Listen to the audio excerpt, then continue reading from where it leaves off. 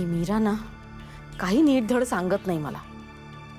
दरवेळेस तिचं वागणं का टॉलरेट करायचं आपण? तिला पण कळायला पाहिजे ना की ती चुकतीये.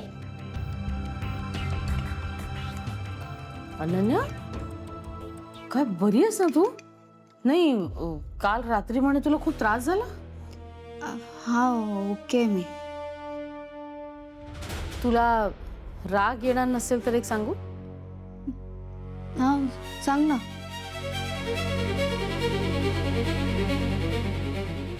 या मंजिरीपासून जरा लांबच राहा. नाही नाही, म्हणजे मला माहिती आहे ती तुझी आई आहे, तरी सुद्धा तिच्यापासून सावध राहा. त्या तू पण काय झालंय काय तुम्हा सगळ्यांना? सगळे मीरा वहिनीसारखं बोलायला लागले. एक मिनिट, चिडू नकोस. हे बघ, तुला तुझी आई कशी आहे हे माहिती नाहीये ना, म्हणून तू बोलतेस. पण कळेल तुला हळूहळू ती कशी आहे ते. मला माझ्या आईबद्दल माहिती नाही असं म्हणणं आहे तुझं? बर सांग ना, सांग. काय माहित नाहीये मला माझ्या आईबद्दल? काय करू, हिला सगळं सांगू का? नाही, नको. आत्या बोल ना. मी काय सांगू तुला? मीरालाच विचार ना, ती सांगेल तुला काय ते. मीरा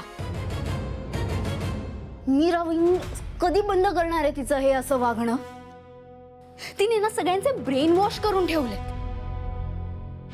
आता तू तरी लॉजिकल विचार कर ना. आई नो, तुझं आणि आईचं फारसं कधी पटलं नाहीये म्हणून काही बोलायचं का? आईपासून सावध राहा म्हणे. एक तर मीरा वहिनी प्रत्येक वेळेस आईवर आरोप करते, संशय घेते आणि तुम्ही विश्वास ठेवता. तू इतकी वर्ष ओळखतेस ना आईला. तुम्ही सगळे असे वागताय ना जसं काही आई ना जीव घ्यायचा प्रयत्न करतेय सगळ्यांचा. हो, तेच करतेय ती. हत्या, युअर अनबिलिव्हेबल. अगं ऐक माझं, मी खरं बोलतेय अनन्या. मंजिरीने ना हिच्यावर पण काहीतरी जादू टोणा केलेला दिसतोय.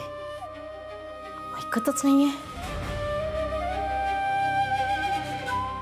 सांगते मला काय करायचंय.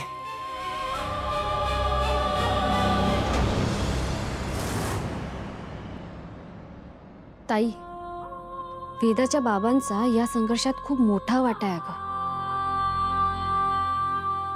देवी आईंनी त्यांच्या मार्फत आपल्याला संकेत दिलाय.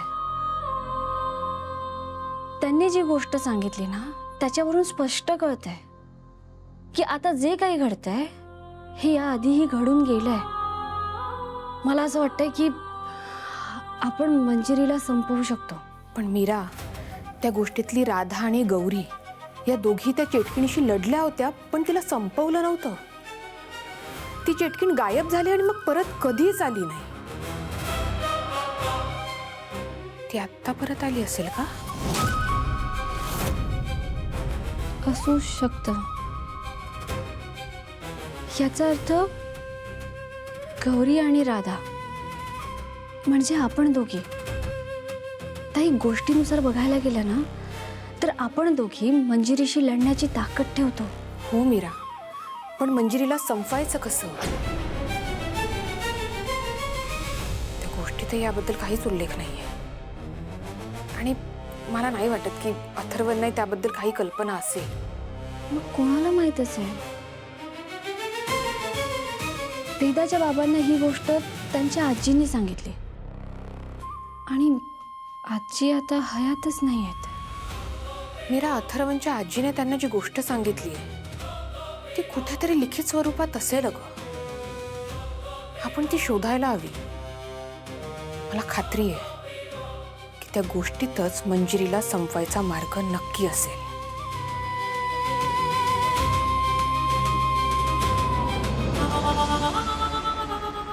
या मीरा आणि अंबिका आता फार पुढे जायला लागल्यात. आतापर्यंत माझं खरं रूप कोणालाच कळलेलं नव्हतं. यांना कसं कळलं? त्या दोघींना त्यांच्या शक्तीचा अंदाज तर आला नसेल ना? नाही, तसं जर का असतं तर त्यांनी आतापर्यंत मला संपवण्याचा नक्कीच प्रयत्न केला असता. आई,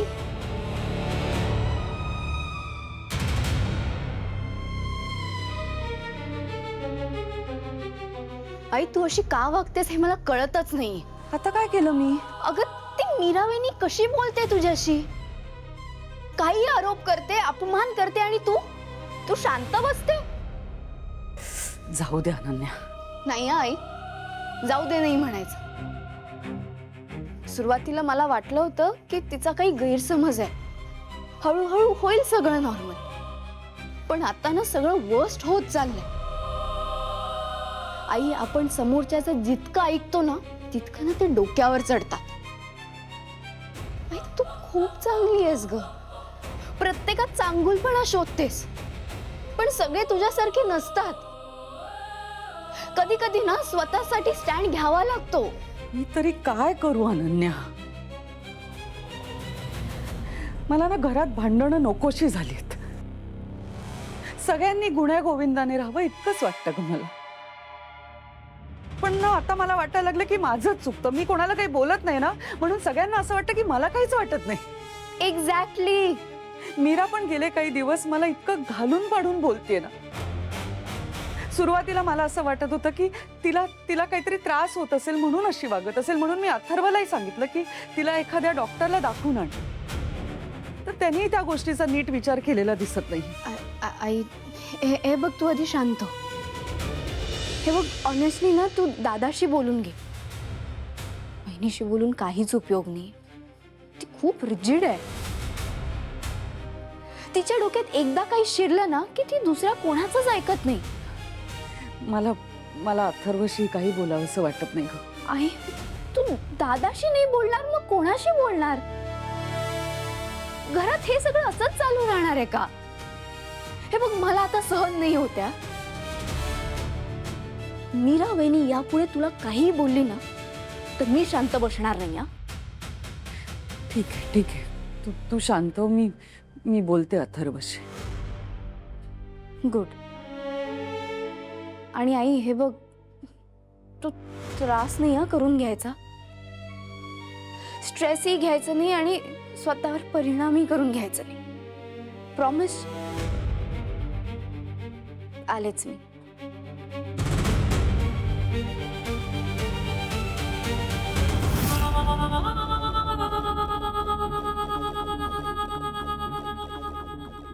कुणाची ग माझी लेकते. बरं झालं त्या दिवशी तू मेली नाहीस, नाही तर मला तुझं हे चांगलं रूप कसं दिसलं असतं. आता यापुढे तू माझ्या खूप कामी येणार आहेस.